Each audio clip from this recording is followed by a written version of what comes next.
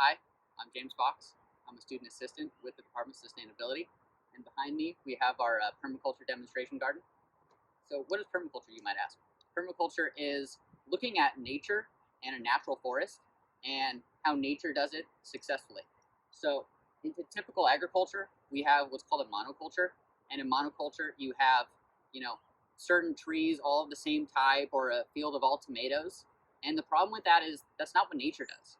In nature, there's diversity. There's things of all kinds. There's different layers. There's not rows with plants spread apart.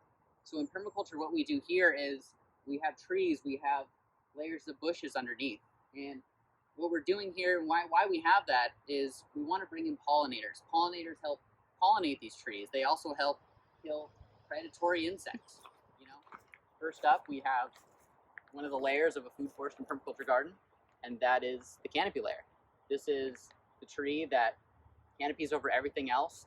In this case, it's a fruiting tree because we want to eat food. That's part of the goal here. And it's called a Chinese date or a jujube.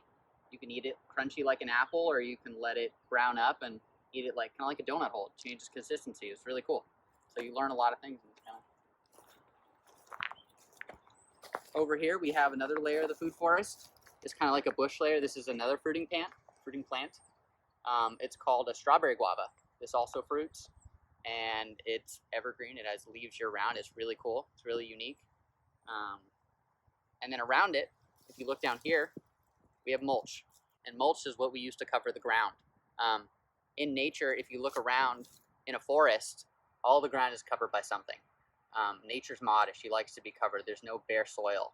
And we want to prevent weeds from coming in because weeds will take up nutrients and moisture from these plants. We want to keep them alive, so we want to cover it ourselves. So we come in here and we use mulch. This mulch was actually sourced from campus. So all the pruning and maintenance that they do year-round, we have a chipper on campus, and we come in and they'd mulch it up and give it to us in this kind of material. And in the fall, we do our annual mulching and we put it on the ground. And yeah. Over here, we have another shade tree, sort of. It's a persimmon. You probably know of it. It's a fruiting tree. Looks like a little round donut. They're edible and they're delicious. Down here, we have some of our pollinator plants. The pollinator plants are real key in this garden, and they're part of the success of it. Besides the mulch, I think the mulch is the most important ingredient of this, but the pollinators are really beneficial because, there's going to be bad insects that come in. That's just part of growing stuff. The pollinators kind of help combat against that. They're kind of your insurance system here. The pollinators are going to bring in the good bugs that are going to balance out the bad bugs. The bad bugs are going to want to eat your fruit. They're going to want to spread disease in your plants. So these help ensure that they balance out the system as nature would. In nature, no one's out there and going spraying pesticides, or we're not intervening. It handles itself. So we're trying to mimic that, and that's why we plant these. In this case, this is a salvia. It's beautiful, and it actually provides food also for our bees that we have out here at the backyard, and they're an important part of the system. Because a lot of these fruiting trees, they have flowers that need to be pollinated, and we need bees to do that or other pollinators. So these guys also help bring those in. Here we have another example, lavender, which is well suited for our environment out here. Everything out here was selectively chosen to do well in our environment. We have stuff like figs. Figs is like a drought-tolerant plant, so they don't need a lot of water, so they can handle our hot, dry, arid summers. Same as the persimmon and the jujube. So you have to get clever, and you have to do some research. That's what's part of it. And you have to pick things, not just your standard apple or peach or whatever. A lot of those plants actually are more disease-ridden, and these guys practically no disease or pest at all, so it makes it easier on us. That's what's so cool about this system. Over here we have a really unique one, and one I like a lot. This is called a gummy berry. It's actually, there's no bears on it right now, but they call it a gummy berry because it actually tastes like a gummy bear. That's where it gets its name. And one of the things that it does that's really unique is that its root system gives off nitrogen to all the neighboring plants. So as you know, plants need nitrogen to grow their leaves. So instead of us having to come in and give supplemental nitrogen, this plant is helping do that. So we have 2 plants in this system that are like that. I'll get to another one later. But so not only do we get fruit, but we get nitrogen. That's awesome. Is that what you would call a cover crop?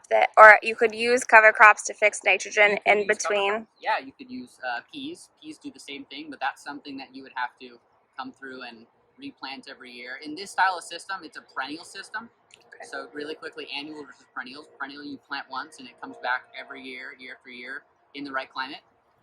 Annuals, most of the time, you're gonna have to come in like a tomato or a pepper. You're gonna have to replant, or if you're lucky, the seeds fall to the ground and come back themselves. But that's not how this system is designed. This is a perennial system. Gotcha. Yeah, same thing. Over here we have another pollinator plant. It's really pretty right now. This is called Gaura, Gaura. Again, this is helping our bees and bringing in those good bugs that we want. And it's drought tolerant as well, no pests, so it's doing happy, it's doing great. Back here we have a relative to the gumiberry. This is called an autumn olive. Not like a typical olive you'd find in the store. A little different. Tastes similar to the gumiberry. I got to try one recently. Same thing, it gives off nitrogen in the roots. It's looking a little beat up, but you know, it was its first summer, and this was the hottest summer on record in California, as we know. So all things considered, it'll lose its leaves because it's a deciduous plant, and then in the spring it'll come back brand new and be really happy. So next to me we have a California native favorite. No flowers on it at the moment, but this is a California fuchsia. You'll find a lot of these examples around campus. Really pretty red bell-shaped flowers. Again, another pollinator plant. We're trying to fill in the spaces here in between plants because nature doesn't leave any empty spaces, so we're coming in and doing that proactively instead of reactively. Behind me, we have a little guy here. This is another fig. Can't get enough figs, and they're really easy to grow. And then a grape that's at the end of its season. No fruit on it now, but a grape is another layer of the food forest, the vining layer. So in nature, you'd see vines climbing up trees, or in this case, we put it up against a fence. Or a tomato right here. Tomatoes looking really good. The same thing, another vining plant that's got little tomatoes everywhere on it. This is an example of what's an annual, but in this case a perennial. In our climate, we don't get any snow, so it just keeps coming back, and it's doing great. Same thing, we have a pomegranate here. Another case of what's kind of like a mid-layer tree. It doesn't get quite as big as some of the other shade trees. But again, fruit, pest resistant, drought tolerant, works great in a food forest setting. That's what we want. That's what we're aiming for here. Same thing back here, another little grape that came up. I didn't plant this, it just kind of came up, so, you know, I'm happy to have it. And then this little guy, we actually have some of these trees out on campus. It doesn't like the full sun when it's young, that's why it looks so beat up, but it'll grow bigger, and I've sampled them. I have some myself, they're really good. It's a pineapple guava, and it actually gives off fruit in a time where there's not a lot of fruit. It gives off fruit like around December. That's really cool, really interesting. Can't really describe the flavor. You just gotta kind of try yourself or find one or grow it. Yeah, they're so good. One of my favorites. And then down here, one of our last plants we have is another pollinator, really pretty. It's yarrow. I like it a lot. It handles almost anything, neglect, whatever. But again, it's good for the bees. It's good for bringing in those beneficial insects. So we're out here on the other side of parking lot 10. This is our more typical fruit tree orchard. But here we're also still practicing some of the permaculture techniques. On the ground, there's wood chips that kind of broken down a little. This is more of a mix of like typical stuff you kind of see in a grocery store. You got like pomegranates, citrus out here, apples, nectarines, but still being managed organically and sustainably. Sustainably because all the stuff out here was planted with compost that was made on site at our backyard, as well as most of the fruit trees on campus and all of what we plant out at the backyard. That also goes to our food crops that we produce at the backyard, which in turn goes to the food pantry. And out here, one of the cool things I love about this as a student is this is available to the students. You guys can come out here and sample something that you want. Please wait till it's ripe. Don't pick it prematurely. But this is available to the students. It's such an awesome feature that our facilities maintenance team put in place. So today we showed you a permaculture demonstration garden, a traditional orchard, and some of the awesome ways I think that we could grow food sustainably around the world. And I hope you learned something today, and I hope you were inspired to grow food too. And from Sac State Sustainability, thank you.